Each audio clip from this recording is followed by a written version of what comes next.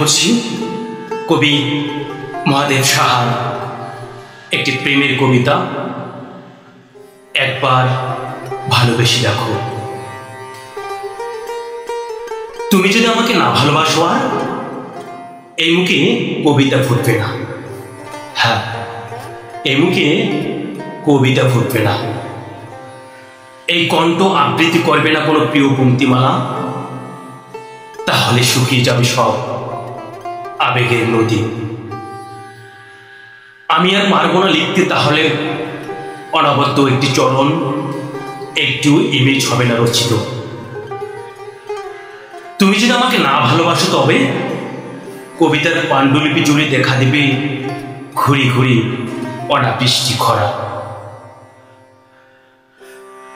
তুমি যদি না তাকাও এই চোখ দেখবে না কিছু। উজ্জ্বল আলোর ভোর ঘন অন্ধকারে ঢেকে যাবে সন্ধ্যা, তারা মনে হবে মৃত নিষ্ফলক চোখ।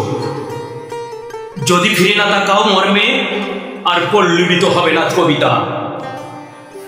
তুমি যদি না দাও চুম্বন এই মুখে ফুটবে না ভাষা। মরা গাগে জাগবে না ঢেউ, দই তিরি প্রাণের স্পন্দন। হবে না শস্যের মাঠে শ্রাবণের ব্যাপক বর্ষণ। হৃদয়ে হৃদয়ে আর অঙ্কিত হবে না কবিতা, বাজবে না গান। তুমি যদি আমাকে না ভালোবাসো আর